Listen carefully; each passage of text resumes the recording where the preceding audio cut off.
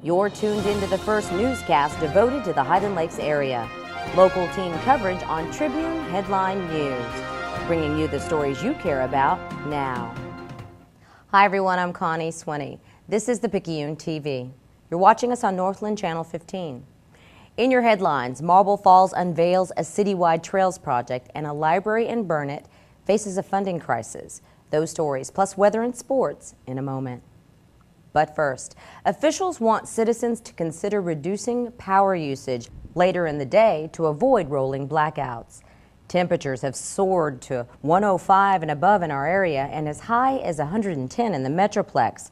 Record power usage is troubling the state's power governing agency. ERCOT has reported record demand on power since August 1st. Here's a look at a snapshot in some of the Texas power demand. On August 1st from 4 p.m. to 5 p.m., megawatt usage was up over 67,000, and that's 1,000 more than the previous record.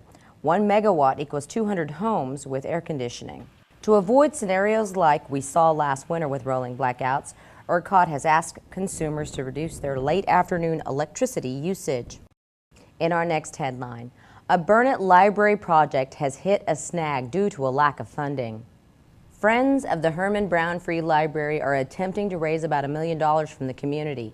If they achieve their goal, the group would become eligible for a $1.75 million federal loan, and that loan would come from the U.S. Department of Agriculture Rural Development. Officials say the money would help keep the project alive. The existing facility in the northwest corner of the Burnett Square is outdated and has outgrown its location, about 2,200 square feet. Officials have picked a location on the opposite corner of the Burnett Square for a proposed new state-of-the-art facility, about 20,000 square feet. The plan is to make room for a coffee shop and museum in the building as well. The project could cost nearly $5 million, $1.7 million for construction of the building alone. Officials say they need to raise their part by the end of this month or face lengthy construction delays, or worse, the project could be put on hold indefinitely. If they're successful, they would get the loan as well as another $1 million in grants. However, federal officials say they won't release the funding unless library officials raise the $1 million first. Over the past 20 years, Friends of the Herman Brown Free Library have raised $900,000 primarily from thrift store sales and community fundraisers. But much of that money has been spent on the land purchase, architects, and engineering services for the proposed facility. If you'd like to help with the library project, you can go to the website on your screen or contact them using the email address or phone number. Coming up later, taking a stroll through the heart of Marble Falls could become a bit easier for hikers and bikers. The heat wave continues this week. Details and weather.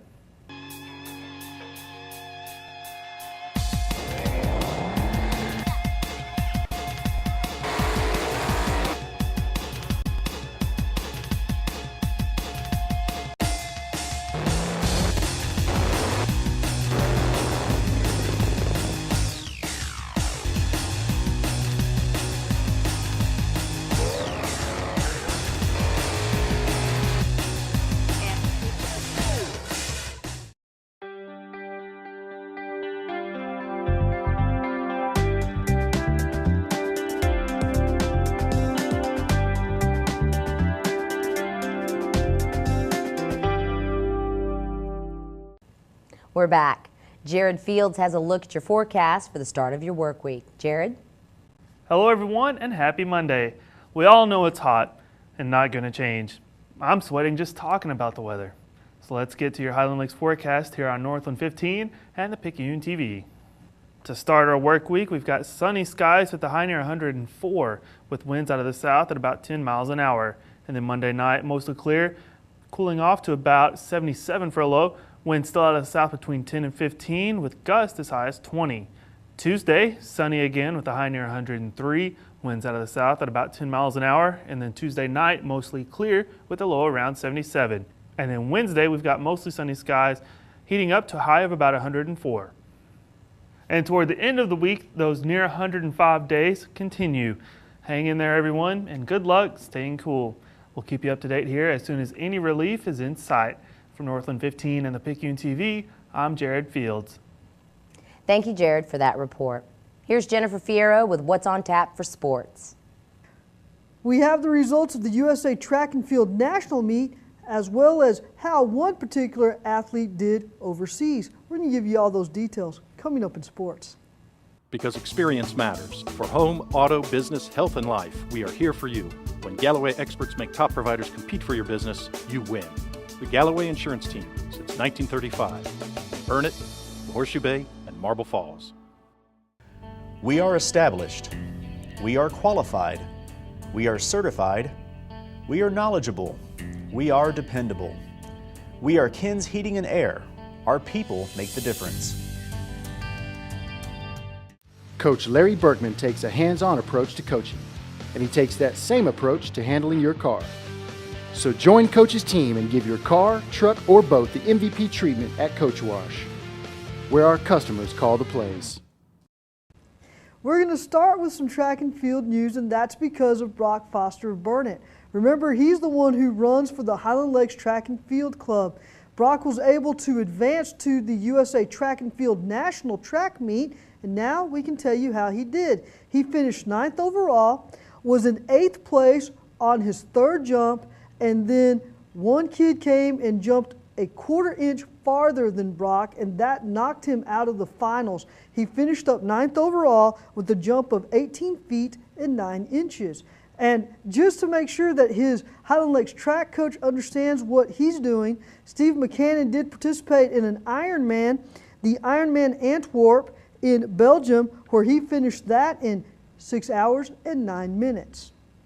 Now, we're going to return to some of our two-a-day coverage, and as you know, we've pretty much have you caught up on all the football news. Well, then we couldn't leave the ladies behind. We actually stopped into the doghouse to see what Bethany Grissom and the Lady Dogs have been doing this past week. We caught up with one of the key figures of the Lady Dog team. That's Katie Maldonado, who couldn't say enough about some of the great things that she and her teammates have been going through. Specifically, they came in pretty good condition. They are able to do a lot of fun drills, and of course, you can see all of that fine work in the last 2 years where the Lady Dogs have advanced to the playoffs. Now, don't take my word for it. Here's what Katie had to say about them. We progressed a lot, especially from yesterday. You know, everyone's rusty. It's coming off bit by bit, so today was pretty good. Straight up hustling. Everyone's out there going for everything, sacrificing their bodies, and that's what it's all about.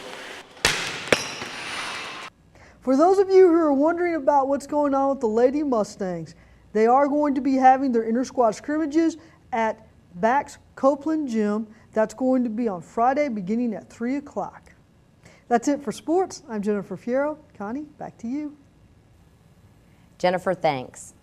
Marble Falls city leaders want hikers and bikers to get connected through city parks and community facilities. Officials have embarked on a project to connect trails from Johnson Park West to Westside Park to the heart of the city and as far east as Marble Falls High School. Parks and Recreation has completed a 2,000-foot granite gravel path connecting Avenue J to N.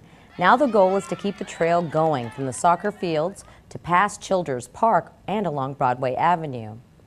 A goal involves revitalization along the route, which loops through some undeveloped areas. Other connections take hikers and bikers from Broadway to Marble Falls Middle School. The Pony Circle route could then eventually make its way down Ranch Road 1431 to the high school.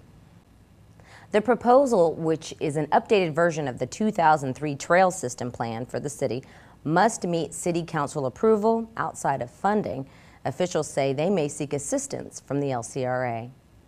Well, that was Tribune Headline News, where our stories are your stories here in the Highland Lakes. We want to hear from you. Call or email us with a story idea. Thanks for watching. I'm Connie Swinney.